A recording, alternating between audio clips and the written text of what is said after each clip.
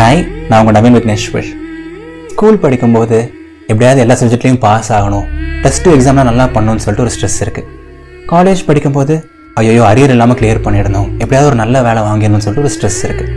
College முடிச்சதுக்கப்புறம் ஏதாவது love பண்ணி நல்ல பொண்ணாக பார்த்து கல்யாணம் பண்ணணும், நல்ல பையனாக பார்த்து மேரேஜ் பண்ணணும், இல்லை லவ் மேரேஜ் சக்ஸஸ் ஆகணும், அரேஞ்ச் மேரேஜ் நல்லபடியாக அமையணும்னு சொல்லிட்டு ஒரு ஸ்ட்ரெஸ் இருக்குது. கல்யாணத்துக்கு அப்புறம் குழந்தை சீக்கிரம் பெற்றுக்கணும்னு சொல்லிட்டு ஒரு ஸ்ட்ரெஸ் இருக்குது. குழந்தை பிறந்ததுக்கப்புறம் குழந்தைய நல்ல ஸ்கூலில் சேர்க்கணும். அதுக்கப்புறம் இதே சைக்கிள் ரிப்பீட் தான். So life long stress. இந்த ஸ்ட்ரெஸ் இல்லாமல் நம்ம ஒரு நாளாவது இருப்போமா? இல்லை இதனால தான் நமக்கு இவ்வளோ ஸ்ட்ரெஸ் இருக்குது, அவர் இதனால் நம்ம இவ்வளோ வரி பண்ணுறோம். என்னைக்காவது ஒரு நாளாவது இல்லை லைஃப்பில் ஏதாவது ஒரு ஃபேஸ்லையாவது எந்த கஷ்டமும் இல்லாமல் எந்த ஸ்ட்ரெஸ்ஸுமே இல்லாமல் நம்ம ரொம்ப ரிலாக்ஸாக கேர்ஃபுல்லாக இருப்போமா? அப்படி இருக்கிறது பாசிபிளா? பாசிபிளாக இருக்கலாம், இல்லாமலும் போகலாம். பட் இன்னைக்கு நம்ம அதை பற்றி தான் பேச போகிறோம். நம்ம லைஃப்பில் என்ன தான் மிஸ் ஆகுது அப்படின்னு சொல்லிட்டு தான் நம்ம பேச போகிறோம். ஸோ டாபிக் உள்ள போயிடலாம் வாங்க. The missing puzzle in our life. So பேசிக்காக நீங்கள் எடுத்துக்கிட்டீங்க அப்படின்னா நம்ம எல்லாருக்குமே ஏதாவது ஒரு சில நிறைகள் இருக்கும், ஒரு சில குறைகள் இருக்கும். கரெக்டுங்களா?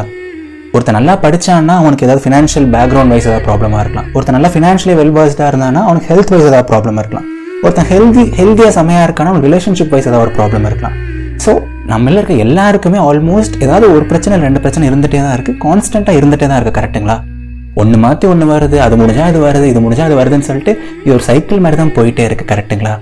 ஸோ பட் உலகத்திலேயே எனக்கு ஹெல்த்தும் செமையாக இருக்குது, ரிலேஷன்ஷிப்பும் செமையாக இருக்குது, எஜுகேஷன் செமையாக இருக்குது, கரியர் வைஸ் செமையாக இருக்குது, எனக்கு லைஃப்பில் எல்லாமே செமையாக இருக்குது, எனக்கு எந்த கஷ்டமே இல்லை, நான் ஆசைப்பட்ட எல்லாமே எனக்கு இருக்குது அப்படிங்கிற மாதிரி யாராவது ஒருத்தராக இருப்பாங்களா? அதேமாரி அப்படி ஒருத்தர் இருந்தால் கூட அவங்க ஹாப்பியாக இருப்பாங்களா?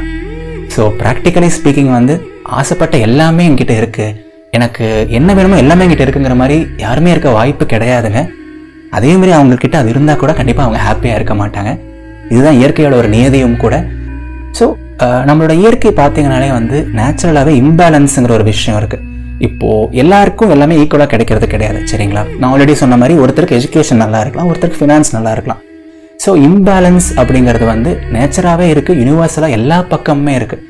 நீங்கள் அம்பானியே எடுத்துட்டா கூட அவருக்கே எத்தனை விஷயங்கள் நல்லதாக இருந்தால் கூட அவரு கூட கஷ்டப்படுத்துகிற விஷயங்களோ ஸ்ட்ரெஸ் பண்ணுற விஷயங்களோ இருக்க தான் போகுதுங்க.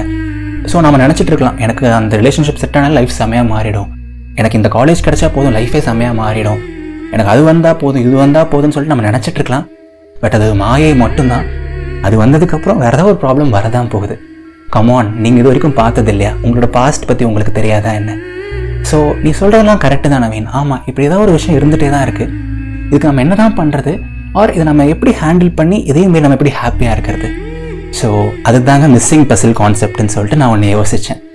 ஸோ இப்போ நம்ம லைஃப்பை ஒரு பசில் மாதிரி எடுத்துக்கிறீங்க அப்படின்னு வச்சுக்கோங்களேன். அந்த பசிலில் ஒரு 7-8 பீஸ் இருக்குன்னு வச்சுக்கோங்களேன். ஃபேமிலிங்கிறது ஒரு பீஸாக இருக்கலாம், ஃப்ரெண்ட்ஷிப்புங்கிறது ஒரு பீஸாக இருக்கலாம், ஹெல்த், ரிலேஷன்ஷிப், கரியர், ஃபினான்ஸ், அந்த மாதிரி ஏகப்பட்ட பீசஸ் இருக்கலாம். At a given point of time ஏதாவது ஒரு டைமில் கண்டிப்பாக நமக்கு ஏதாவது ஒரு பீஸாவது மிஸ்ஸிங் இருக்கும், மினிமம். இல்லை 2 பீஸ் கூட மிஸ்ஸிங்காக இருக்கலாம். ஒருத்தருக்கு ரிலேஷன்ஷிப்லேயும் கஷ்டம் இருக்கலாம், ஃபினான்ஸ்லேயும் கஷ்டம் இருக்கலாம். ஒருத்தர் ஹெல்த் வைஸும் கஷ்டப்படலாம், பர்சனல் லைஃப் வைஸும் கஷ்டப்படலாம். ஸோ இதர் ஒரு பஸ்ஸிலோ 2 பஸ்ஸிலோ எல்லாருக்கும் மிஸ் ஆகிட்டே தான் இருக்க போகுது. கரெக்டுங்களா? அதையும் மீறி அந்த பஸ்ஸில் நம்ம போராடி அடைஞ்சோம் அப்படிங்கன்னா என்ன ஆகும்? வாழ்க்கை நல்லா ஆயிடுமா? இல்லை வேறு ஏதாவது ஒரு பஸ்ஸில் காணாமல் போகும். ஸோ இதுதான் நேச்சர், இதுதான் இயற்கை. இதை யாருனாலையுமே மாற்ற முடியாது, யாருனாலையும் மறுக்கவும் முடியாது. ஸோ நான் என்ன சொல்கிறேன், 7-8 பஸ்ஸில் இருக்குது. ஆமாம், அட் அ டைம் ஏதாவது ஒரு பஸ்ஸில் இல்லை இன்னொரு பஸ்ஸில் இல்லாமல் இருந்துகிட்டே தான் இருக்க போகுது. அதுதான் இயற்கையோட நியதியும் கூட. நாமே அது கூட போய் ஓவராக சண்டை போடணும்? அதை அக்செப்ட் பண்ணிப்போமே. பரவாயில்ல, எனக்கு லைஃப் பர்ஃபெக்டாக இல்லைனா பரவாயில்ல, நான் ஆசைப்பட்ட எல்லாமே எனக்கு கிடைக்கலனா பரவாயில்ல, எனக்கு ஒரு சம்பளம் கம்மியாக இருந்தால் பரவாயில்ல, எனக்கு அவங்க கிடைக்கலனா பரவாயில்ல, எனக்கு பிடிச்ச லைஃப் கொஞ்சம் அமையலைன்னா பரவாயில்ல. நான் அந்த மிஸ்ஸிங் பஸ்ஸில் பார்க்காம எனக்கு இன்னும் 5 பஸ்ஸில் நல்லா கிடச்சிருக்கு, எனக்கு 6 பஸ்ஸில் செமையாக இருக்குது, எனக்கு ஒரு செம ஃபேமிலி இருக்குது, எனக்கு ஒரு இவ்வளோ கேரிங்கான ஒரு பார்ட்னர் இருக்காங்களே, எனக்கு இவ்வளோ அழகான ஒரு ஸ்கில் இருக்குது அப்படிங்கிற மாதிரி நம்மக்கிட்ட இருக்கிற விஷயங்களை யோசிச்சு நம்ம சந்தோஷப்படுவோமே, அதுக்கு நம்ம கிரேட்ஃபுல்லாக இருப்போமே.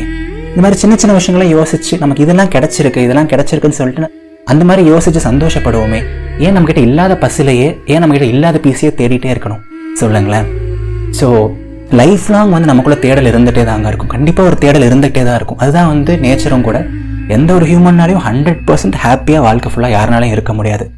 தேடல் என்பது உள்ளவரை வாழ்வில் ருசி இருக்கும், தேடல் என்பது உள்ளவரை வாழ்வில் பசி இருக்கும், வாழ்வை போல தேடலும் ஒரு சுகமே அப்படின்னு சொல்லுவாங்க. ஸோ நமக்கு தேடல் இருந்துக்கிட்டே தான் இருக்கும், தேடுவோம். பட் ஒரு அக்செப்டன்ஸோட தேடுவோம். நான் ஆல்ரெடி சந்தோஷமாக தான் இருக்கேன், பட் இன்னும் ரிலேஷன்ஷிப்பில் இந்த சின்ன விஷயம் மாறுச்சுன்னா நான் இன்னும் சந்தோஷமாக இருப்பேன். இன்னும் ஹெல்த் வைஸ் நான் கொஞ்சம் இம்ப்ரூவ் ஆனா இன்னும் சந்தோஷமாக இருப்பேன்.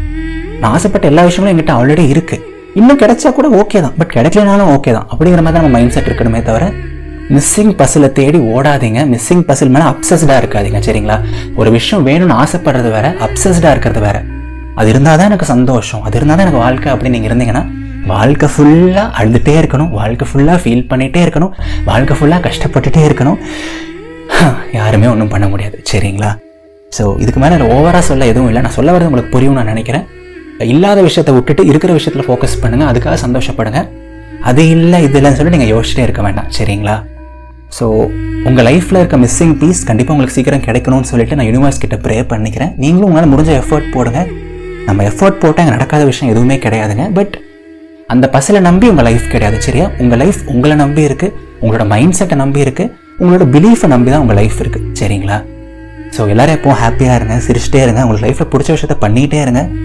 அண்ட் எப்போவுமே முழு மனசாக பிலீவ் பண்ணுங்கள். வாழ்க்கை ரொம்ப ரொம்ப அழகானது. நான் பேசுகிறது உங்களுக்கு பிடிச்சிருக்கு அப்படின்னா கண்டிப்பாக இதயத்தின் குரலை உங்கள் ஃப்ரெண்ட்ஸுக்கு ஷேர் பண்ணுங்கள். அண்ட் நீங்கள் என்னை பற்றி இன்னும் கொஞ்சம் பர்சனலாக தெரிஞ்சுக்கணும்னு ஆசைப்பட்டீங்க அப்படின்னா ஏன்னா இன்ஸ்டாகிராமில் ஃபாலோ பண்ணுங்கள். என்னோட Instagram ID Naveen Vigneshwar, NAVEENVIGNESHWAR.